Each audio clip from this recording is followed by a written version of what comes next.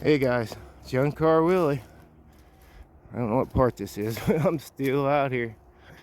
Early 70s Cadillac Eldorado here at this abandoned junkyard in rural West Virginia. And if I could give the address out, I would, but I was asked not to. The guy said I could video it. He likes my videos, so gotta respect him, don't we, guys? Gotta respect wishes. It's like if somebody tells me not to open doors, I don't open them. So that would have been the big 500 in this, I'm thinking, guys, isn't it? I know underneath you can tell if it's got 2 drain plugs on the oil pan, where the 472 didn't. The 500 does. But I don't feel like crawling up underneath there. It's like an art museum, because you basically, how many people really don't see cars underneath them or in this kind of condition unless they watch them on videos.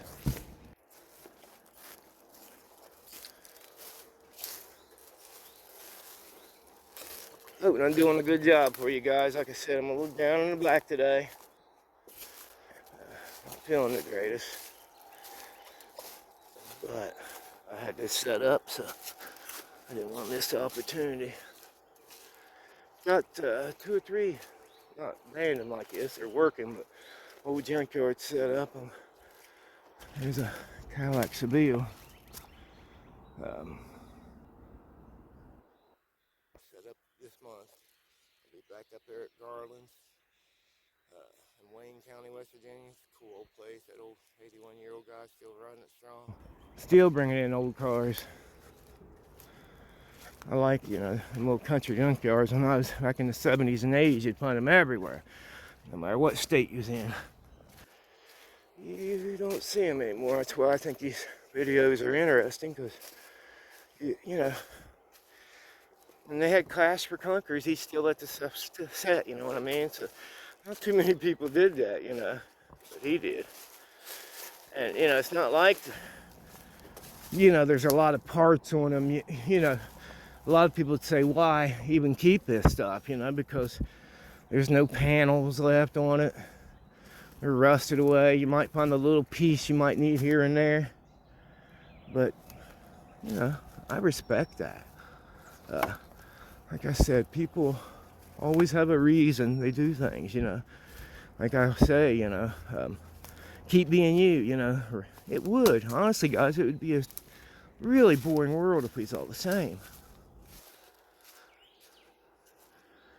Dodge Omni. I had one of them old two-tone blue. I think it was a light blue on top, dark blue on the bottom.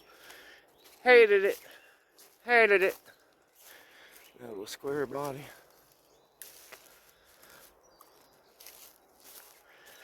Yeah, guys, if I was feeling better, I mean, it hurts every time I bend down to go up underneath the briar. If I was feeling better, I'd be up on my knees going in back in this place. So I really apologize for that. I hope you enjoy these videos. There'll be several of them.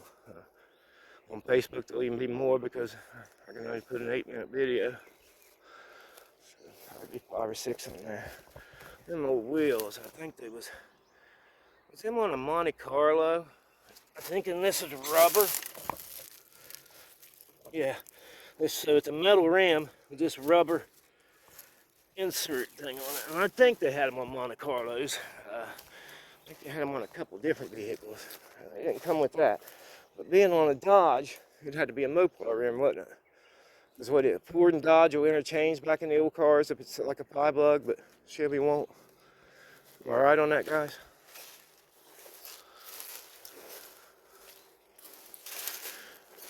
Another Cadillac.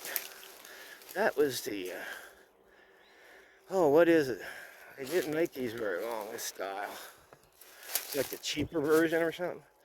Here's what's left of the Cutlass, guys. And what's that? Late 50s Ford, I'm guessing.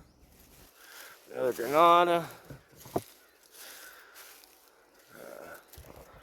See an Omni over there, and I think that's a little early model Chevette, one of the first models, that yellow one. 75, 76, I think they started. Blazer wear. Yeah, what? Is that called the Seville, guys? I can't remember what this Cadillac's called. But look at this thing, talking about sitting here forever. Just the destruction. You can go to any kind of car show, but when you come to junkyards, you truly see one of a kind stuff. You know, one of a kind condition.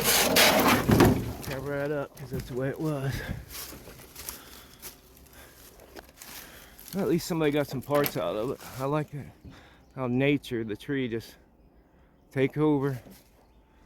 And it brought the frame up with it. Look at the frame there, guys. When the tree grew, it buckled the frame and brought it up. Now right here is the old 69 Valiant I took the taillights off of for slag hammer, Mopar house slag hammer car. So when you see taillights, Uncle Tony's garage, slag hammer taillights, you know where they came from. They couldn't find any. And I sent them a set of this. You know, I'm proud to have them, you know, gave him something that's on that car. And I raced Mopar Isle when he was driving it. Got beat badly, but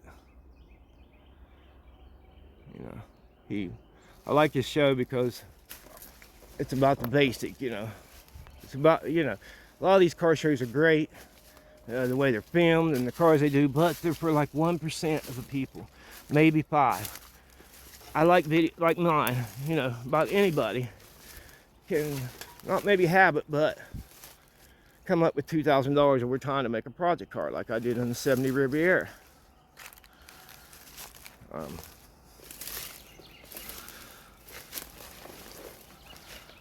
know, I think they said 50 or 60% of the population of the United States cannot afford a $500 emergency. I mean, these were the little LTD2s. They still made the LTD at the same time, but these was called the LTD2. Well, that's a Mercury, so it's the Mercury version of it. Same car, different emblem. What is it, guys? You guys tell me in the comments. Because I really want to know. I love learning. I like to know. Curious minds want to know. Well, look at that. I think it's a GM. I know, guys. I should know. At one time, I thought back end of a Plymouth was a Packard. Whew, man. Did I get laid into for that? It's all right to, you know, I like you guys correcting me. I expect you to. Because, I mean, I don't care who you are. Nobody knows everything. And I love them springs on it. Look at them, guys. So I encourage you guys to, a little gremlin right in front of us, guys. I encourage you to tell me what's going on when I make a mistake. I appreciate it.